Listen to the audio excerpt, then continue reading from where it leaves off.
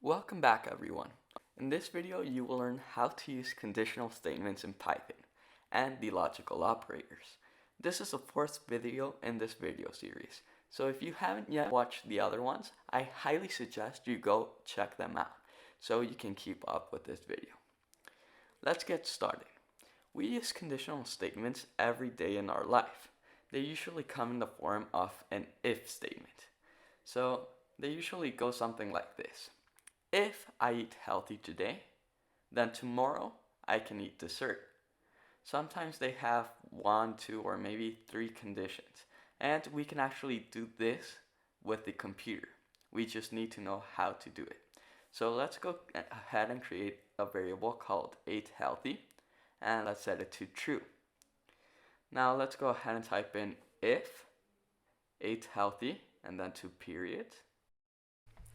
This is basically saying that if ate healthy is equal to true, then you will execute this part of the code. And if it is equal to false, then you won't execute anything. So let's go ahead and type in print. And inside of the print, let's go ahead and put very well. You ate healthy, then comma, you deserve a dessert. Because since you ate healthy, then tomorrow you get a dessert.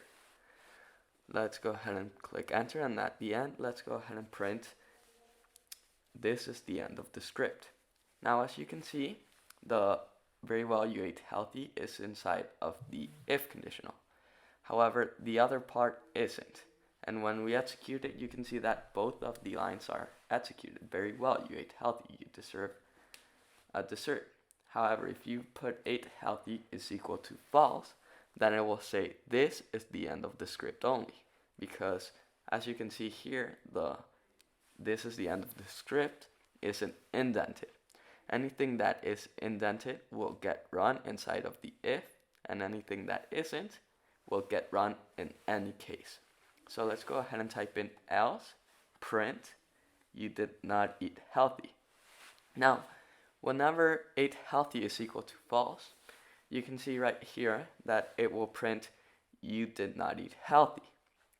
So basically what this is saying is, if ate healthy is equal to true, do this. If ate healthy is equal to false, then do this. Now if you change it back to true, then you'll see that it says very well, you ate healthy again. Now this is really useful. However, we are inputting things manually. What if we wanted to do something with what the user tells us? Well, we can also go ahead and do this. You can go ahead and put input inside of ate healthy. And then we can go ahead and put did you eat healthy as a question. And then when the user answers this, he will likely respond with a yes or no. And we can go ahead and put if ate healthy double equal sign equal to yes, then run this part of the script. Else, run this other part of the script. So if you type yes, you can see very well, you ate healthy. You deserve a dessert. Now, we used the double equal sign to tell the computer that it should be comparing. Whenever we are assigning variables, you can see that we use only one equal sign. We have been doing this for the whole code. However, since we don't want to actually assign the yes, then we use the double equal sign. We can also go ahead and print ate healthy equals equal to yes. And as you can see here, when we type no, it will give us false. And this is why we say that it is comparing. It compares one thing to the other and it returns true or false based on that. Now, although this is useful, sometimes we have more than two scenarios. So for example, maybe you ate healthy, maybe you didn't, but there is a third option. Maybe you ate healthy, but you would have liked to eat healthier. So let's go ahead and put elif. L is for else, and if is for the if statements we have been doing. Now this takes in condition as well, so let's put ate healthy and then sort of, and then let's go ahead and print very well, you ate healthy. However, you don't deserve a dessert. And when we go ahead and print this, if we type yes, then we will get the very well, you deserve dessert. If we put sort of, you'll see that we get very well, you sort of ate healthy. Now let's go ahead and delete this to make it less messy, and then type in sort of again. And as you can see here, it says you did not get dessert. Now if we put something else like no, then you'll notice that it will also print out the else statement, because the first thing it does is compare ate healthy to yes. If it is true, it will print that out. If it is false, then it will go to ate healthy and compare it to sort of. Then once again, this will compare it and then go to else. As you can see here, I typed in no, and it says you did not eat healthy. You cannot get dessert. Now up until this point, we have put this line of the script outside of the indentation. Let's go ahead and put it inside to see what it does. So now if you go ahead and run the script, type in yes, you'll see that it continues to run this part of the script. However, if you go ahead and put sort of or no, you'll see that this no longer runs this part of the script. Since it is in the indentation of the yes conditional, then it will only be run when it ate healthy is equal to yes. Up until this point, we have been working with the double equal sign, which is the logical operator for comparing. However, there are other logical operators such as or, and in. These are the most commonly used, and I'm going to teach you how to use them. Let's go ahead and type in or ate healthy is equal to sort of. Now, what do you think will happen if I type in yes or sort of? I'll give you 5 seconds, pause the video. Okay, so welcome back. If you type in sort of right here, you'll see that when you click enter, it will run very well. You ate healthy, you deserve a dessert. This is because if either of these statements is true, then it will run this. However, if the statement is not true, it will still run the else statement. Now, this is really useful when you have various sets of conditions. However, if you want to compare two things and you want them both to be true, then you have to go ahead and use the AND operator. So I'll create another variable right here called number of meals, where you use int and then input to get the number of meals. I used int because I want it to be an integer. However, you can also go ahead and compare it as a string. Just don't forget to use the quotation marks. So now let's go ahead and type in and number of meals is equal to 3. And works by telling you that both of these have to be true.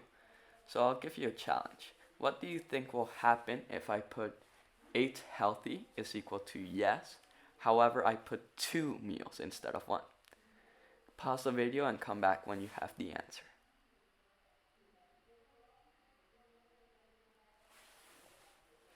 Okay, so welcome back. Let's go ahead and click run, then put yes, I ate healthy, and let's put 2 as the number of meals. Now, as you can see here, it is telling me that I did not eat healthy. However, this is not actually true. I did eat healthy, I just put the wrong number of meals. So let's go ahead and make another condition. Try to remember how you would do this with the else or if. So let's go ahead and elif ate healthy is equal to yes, and number of meals is equal to 2, or the number of meals is equal to 1. You can actually go ahead and put number of meals is less than 3. So now let's go ahead and print very well, you ate healthy. However, you did not complete all of the 3 necessary meals, or something like that. Now, if you go ahead and run this, the OR statement will take priority over the AND statement. So the first thing it will do is compare number of meals, and then it will check if you ate healthy. So as you can see here, it says, awesome, you ate healthy. However, you have not finished all your meals. Now, if you go ahead and type in yes, 1, you can see that it says yes, and 3, you can see that it says, very well, you deserve a dessert. This is because both ate healthy and number of meals is equal to true. Now, if you want something to take preference over something else, you can go ahead and do this with opening and closing parentheses. This is very similar to math. Whenever you want something to take priority, then you just have to put it inside of parentheses. Now, if you don't want to put it inside of parentheses, just remember, whenever there's an or and an and, the or will take priority. Now, what do I mean by this? Well, as you can see here, it compared number of meals is equal to 2 or number of meals is equal to 1, and this will return true if either one of those are true, and false if both of them are false. And then it will compare it to 8 healthy. However, if we want to put 8 healthy is equal to yes, and then put it inside of parentheses to give this priority, then you can go ahead and see if we put no, I did not eat healthy, and put number of meals is equal to 1, then it will print out, awesome, you ate healthy. And this is because it got a false from ate healthy and number of meals. However, it got a true from the number of meals. So by saying or comes later, you are basically telling it, whatever you get from here, compare it to this other part. Now this is really useful. Just make sure that you memorize it. Well, actually you don't have to memorize it. If at some point you get stuck, you can go ahead and look for it without any problem. However, this is something really important that I would consider memorizing. So let's go ahead and run this again. And as you can see here, if I put y, because maybe the user doesn't exactly know what they have to input. So if I input y instead of yes, and the number of meals is equal to 3, you'll see that it is telling me you did not eat healthy. You cannot eat dessert. The reason it is telling me this is because y is not equal to yes. However, if we want to fix this, we can go ahead and type in ate healthy and yes. And now if we put y, you can see it tells us very well, you ate healthy, you deserve a dessert. So basically in checks if the thing is in that other thing, and it returns true if it is and false if it isn't. However, the code in Python is case sensitive. So as you'll see later on, if you put y capital, it is telling you you did not eat healthy. This is because Python actually checks if it is the same type of capitalization. Now we saw a method before to check if to make sure everything is lowercase or uppercase. So let's go ahead and type in dot lower and open and close the parentheses to call this method. And when we run it, well, let's actually print out the ate healthy so you can see. So let's go ahead and type in yes with caps lock. And how many meals did you eat? 3. And as you can see, ate healthy is now being printed in lowercase, even though I printed it originally in uppercase. Now, as you can see here, it is telling you very well, you ate healthy. This is because now it is true. Yes is in yes, and it is in lowercase. Now, there are 2 main ways to do the dot lower function. You can call it inside of the ate healthy variable declaration, and it will make sure that everything from now on will be lowercase when you call ate healthy. However, you can also do it inside of the conditional if you want ate healthy to keep the original capitalization. So now let's go ahead and type in yes with capital, and as you can see here, when you print out the ate healthy, it is still in capital letters.